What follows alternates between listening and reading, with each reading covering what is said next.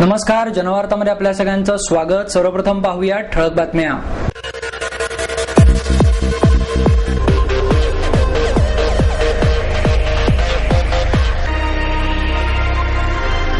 आंदोलन संसदेविरुद्ध नाही तर सत्ताधाऱ्यांविरुद्ध आहे, माजी IPS अधिकारी किरण बेदी यांचं प्रतिपादन।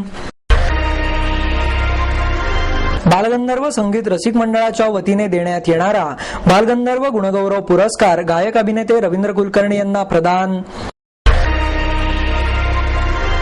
गुरुपौर्णिमेनिमित्त राष्ट्रवादी काँग्रेसच्या वतीने गणेश कला क्रीडा मंच येथे गुरुजनांचा सत्कार। आंदोलन संसदेविरुद्ध नाही तर सत्ताधाऱ्यांविरुद्ध आहे, असे प्रतिपादन माजी IPS अधिकारी किरण बेदी यांनी केले।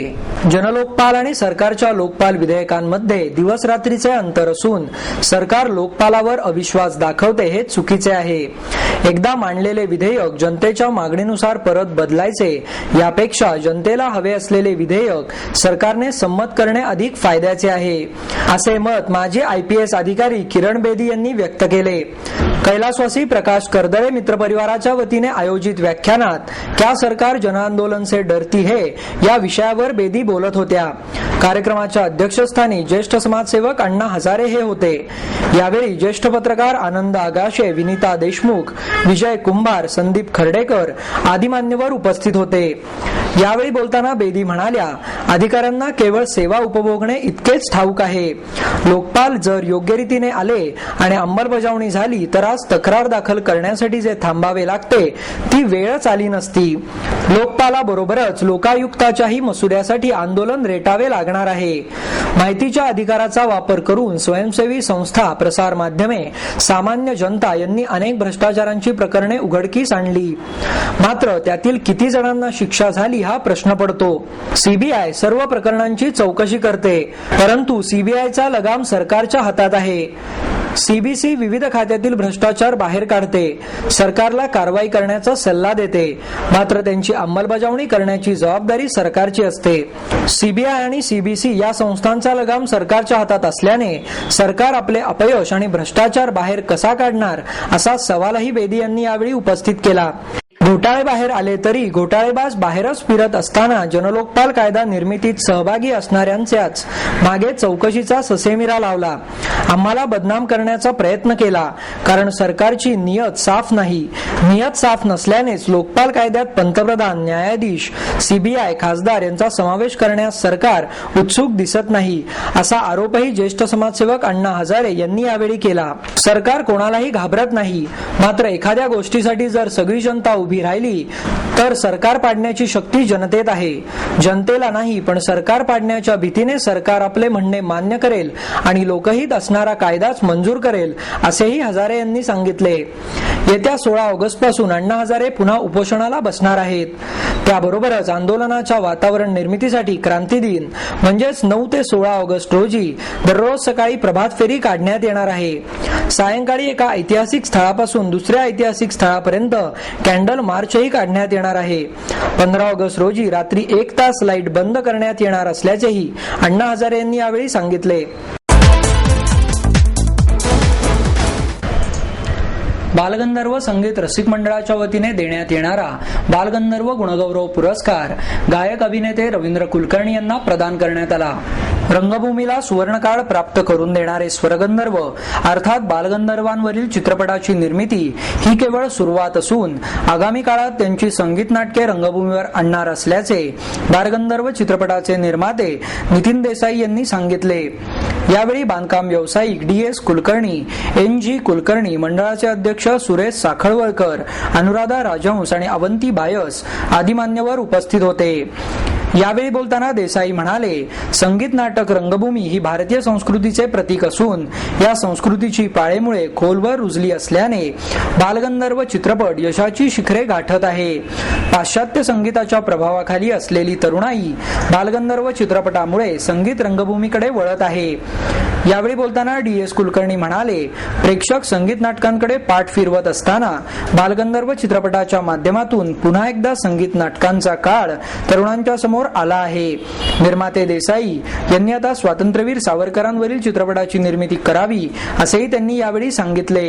यावेळी पुरस्कार विजेते रवींद्र कुलकर्णी, NG कुलकर्णी यांनीही आपले मनोगत व्यक्त केले. या पुरस्कार वितरण प्रसंगी नाटकाच्या लेखकासाठी दिला जाणारा अण्णासाहेब किर्लोस्कर पुरस्कार सोलापूरच्या विद्या काळे यांना, सेवा गौरव पुरस्कार ऑर्गनवादक संजय देशपांडे यांना, तर द क्रू लेले पुरस्कार अनुराधा राजहंस यांना प्रदान करण्यात आला. पुरस्कार वितरण समारंभानंतर बालगंधर्वांची जीवनगाथा आणि त्यांच्या नाट्यगीतांवर आधारित देणे गंधर्वाचे हा कार्यक्रम सादर करण्यात आला. सुरेश साखळवळकर, बकुळ पंडित, कल्याणी जोशी आणि डॉक्टर मंगला आपटे यांनी हा कार्यक्रम सादर केला. तर जयराम पोद्दार, नितीन दिवाकर, प्रमोद जांभेकर या वादक कलाकारांनी त्याला साथसंगत दिली. कार्यक्रमाचे प्रास्ताविक सुरेश साखळवळकर यांनी केले, तर सूत्रसंचालन अनुराधा राजहंस यांनी केले. अवंती बायस यांनी आभार मानले. विद्यार्थ्यांचा PMPMLचा प्रवास सुरक्षित होण्यासाठी शहरातील एकूण 11 बस स्टॉपवर सेवकांची नियुक्ती करण्यात आली आहे. PMPMLच्या बसमध्ये बसून प्रवास करणे दिवसेंदिवस जीवघेणे झाले आहे. गर्दीच्या, विशेषतः शाळा ऑफिसेस सुरू होण्याच्या आणि सुटण्याच्या वेळेस प्रवाशांना बसच्या दरवाजाबाहेर लटकून धोकादायकरित्या प्रवास करावा लागतो. शालेय विद्यार्थ्यांसाठी महापालिकेने यंदाही मोफत पास देण्याची सोय केली आहे.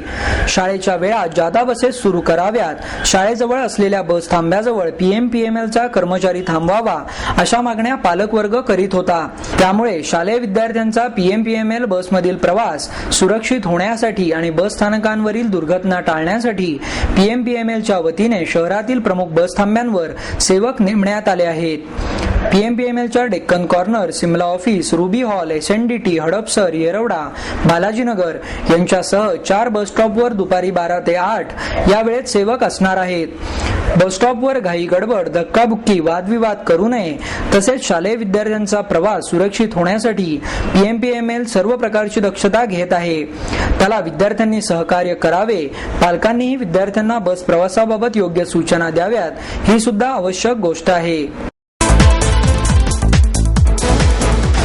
गुरुपौर्णिमेनिमित्त राष्ट्रवादी काँग्रेसच्या वतीने गणेश कला क्रीडा रंगमंच येथे गुरुजनांचा सत्कार करण्यात आला. या समारंभात पद्मश्री डॉक्टर विजय भटकर, ज्येष्ठ अस्थिरोग तज्ञ डॉक्टर KH संचेती, सामाजिक कार्यकर्त्या डॉक्टर लीला पुनावाला, ज्येष्ठ शिक्षण तज्ञ डॉक्टर श्याम मुजुमदार यांना शाल, श्रीफळ, पुणेरी पगडी आणि सन्मान चिन्ह देऊन यावेळी गौरवण्यात आले. यावेळी महापौर मोहनसिंग राजपाल, आमदार अनिल भोसले, आमदार लक्ष्मण जगताप, राष्ट्रवादीच्या शहराध्यक्षा वंदना चव्हाण, म्हाडाचे अध्यक्ष अंकुश काकडे आदी मान्यवर उपस्थित होते. यावेळी बोलताना भटकर म्हणाले, राजकारण, समाजकारण, अर्थकारण, विज्ञान आणि तंत्रज्ञानाला संस्कृती बरोबरच अध्यात्माची सांगड असल्याशिवाय देशाची प्रगती आणि विकास साधता येणार नाही आणि त्याची सुरुवात राष्ट्रवादी काँग्रेस पक्षाने या सत्कार समारंभाद्वारे करून मोलाचे कार्य केल्याचेही भटकर यांनी यावेळी सांगितले. सत्काराला उत्तर देताना डॉक्टर लीला पुनावाला म्हणाल्या, पैसा, ज्ञान, संधी आणि वेळ सर्वांजवळ असतो, मात्र प्रत्येक जणच त्याचा वापर समाजासाठी करेल असे नाही. ते कार्य करण्यासाठी ईश्वराने आमची निवड केली, याबद्दल आम्ही त्याचे आभार मानतो. गुरूंची महती शब्दांपलीकडील असून पुस्तकी ज्ञान शिकून ते ज्ञान वापरायचं कसं हे गुरुशिवाय कोणीच शिकवू शकत नाही, अशी भावना ज्येष्ठ अस्थिरोग तज्ञ डॉक्टर KH संचेती यांनी व्यक्त केली. जीवनाच्या प्रत्येक क्षेत्रात गुरुचे स्थान महत्वाचे असून 21वे शतक हे ज्ञानाचे शतक असल्याच्या भावना व्यक्त करीत शिक्षणाचे महत्वपूर्ण काम करणाऱ्या शिक्षक आणि प्राध्यापकांना मानाने जगता येईल या चालू काळात प्रयत्न करणे आवश्यक असल्याचे ज्येष्ठ शिक्षण तज्ञ डॉक्टर श्याम मुजुमदार यांनी यावेळी स्पष्ट केले. या गौरव समारंभाचे आयोजन शिक्षण मंडळ उपाध्यक्ष अप्पा रेणुसे, विशाल तांबे, अभय मांढरे यांनी केले. यावेळी महापौर मोहनसिंग राजपाल, राष्ट्रवादीच्या शहराध्यक्षा वंदना चव्हाण, म्हाडाचे अध्यक्ष अंकुश काकडे, आमदार अनिल भोसले यांनीही आपले मनोगत व्यक्त केले. कार्यक्रमाचे प्रास्ताविक अप्पा रेणुसे यांनी केले. सूत्रसंचालन सुधीर गाळगीळ यांनी केले, तर विशाल तांबे यांनी आभार मानले. कामगारांची बाजू मांडणारे सक्षम नगरसेवक हवेत, यासाठी रिपब्लिकन श्रमिक ब्रिगेडचे कामगार जोरदार प्रयत्न करणार आहेत, अशी माहिती प्रदेशाध्यक्ष महेश शिंदे यांनी पत्रकार परिषदेत दिली. पुढे बोलताना शिंदे म्हणाले, महापालिकेच्या निवडणुकीमध्ये कामगारांची बाजू मांडून त्यांना न्याय देण्यासाठी सक्षम नगरसेवक असावेत. तसेच देशात वाढत चाललेली महागाई, भ्रष्टाचाराचे वाढलेले प्रमाण, निर्माण झालेले अनेक माफिया यांच्या विळख्यात सापडलेली कष्टकरी जनता याची मोठ्या प्रमाणात पिळवणूक होत असलेली दिसून येत आहे. या त्रासातून सुटका करण्याचे ध्येय श्रमिक ब्रिगेडचे आहे. तसेच सध्या महापालिकेत 75,000हून अधिक कामगार कॉन्ट्रॅक्टर पद्धतीने काम करत आहेत, अशी खंतही त्यांनी यावेळी व्यक्त केली. इतिहास लेखनात पुरावे महत्वाचे आहेत, असे प्रतिपादन इतिहास अभ्यासक निनाद बेडेकर यांनी केले. वीररत्न बाजीप्रभू देशपांडे यांच्या 351व्या पुण्यतिथीनिमित्त श्रीमंत सरदार सह गुप्ते सीकेपी कार्यालय ट्रस्ट, सद्भावना महिला मंडळ, CKP industrial and professional centre, अनुबंध विवाह मंडळ, केदार जननी देवस्थान मंडळ यांच्या संयुक्त विद्यमाने या कार्यक्रमाचे आयोजन करण्यात आले. यावेळी लेखक अरविंद दाडे, संस्थेचे मध्यवर्ती अध्यक्ष सुधाकर वैद्य, अशोक देशपांडे, आमदार प्रकाश ढवळे आदी मान्यवर उपस्थित होते. यावेळी इतिहास अभ्यासक निनाद बेडेकर म्हणाले, इतिहासाला पुरावे आवश्यक असतात, त्यामुळे इतिहासाचे अभ्यासक इतिहास त्या आधारावर सांगत असतात, असेही त्यांनी यावेळी सांगितले. यावेळी 10वी ते पदव्युत्तर गुणवंत विद्यार्थ्यांचा सत्कारही करण्यात आला. यावेळी बोलताना अरविंद दाडे म्हणाले, शाहिरी थाटात लिखाण करताना इतिहास थोडा रंजक पद्धतीने मांडला जातो, मात्र त्यात मूळ गाभ्याला धक्का लावला जात नाही. त्यावेळची सामाजिक जडणघडण, संस्कृती, विचारप्रणाली, परिस्थिती, युद्धजन्य स्थिती या सर्वांना विचारात घेऊन हा विस्तार वास्तवाजवळ पोहोचवणारा केला जातो. इतिहास आजच्या पिढीसमोर मांडावा याविषयी वैद्य म्हणाले, शूरवीर पुरुष, हुतात्मे या लोकांचे आदर्श तरुण पिढीसमोर पुन्हा पुन्हा आणणे आवश्यक आहे. यातून त्यांचे जीवन घडण्यास मोलाचे मार्गदर्शन आणि प्रेरणा मिळू शकते, असेही त्यांनी यावेळी सांगितले. खडकवासला धरणामध्ये 4 महिने पुरेल इतका पाणीसाठा जमा झाला आहे. गेल्या 3 दिवसांपासून सतत कोसळणाऱ्या पावसामुळे पुणे शहराला पाणी पुरवठा करणाऱ्या 4ही धरणांच्या पाणीसाठ्यात मिळून तब्बल 1 टीएमसीने वाढ झाली आहे. पानशेत, वरसगाव, टेमघर आणि खडकवासला या 4ही धरणांमधून पुणे शहराला पाणी पुरवठा केला जातो. खडकवासला वगळता उर्वरित 3ही धरणातील पाणीसाठा अत्यंत कमी झाला आहे. पानशेत आणि वरसगाव मध्ये तर 10% कमी पाणीसाठा होतो. 15 जुलैपर्यंत जर पावसाचे प्रमाण कमी झाले असते तर मात्र वेगळे नियोजन करण्याची वेळ आली असती, पण यंदा मात्र तशी परिस्थिती नाही. जूनच्या पहिल्या आठवड्यात चांगला पाऊस झाला आणि त्यानंतर पावसाने उघडीप दिली, पण जुलै महिन्याच्या पहिल्या आठवड्यात पावसाला सुरुवात झाली. ती कमी अधिक प्रमाणात अद्यापही कायम आहे. गेले 3 दिवस तर धरण परिसरात जोरदार पाऊस पडत आहे. या पावसामुळे 4ही धरणांच्या पाणीसाठ्यात तब्बल 1 टीएमसीने वाढ झाली आहे. सध्या 4ही धरणातील पाणीसाठा हा शहराला आणखीन 4 महिने पुरेल इतका झाला आहे. त्यामुळे आता पाणी कपातीचे संकट सध्या तरी पुणेकरांवर नाही.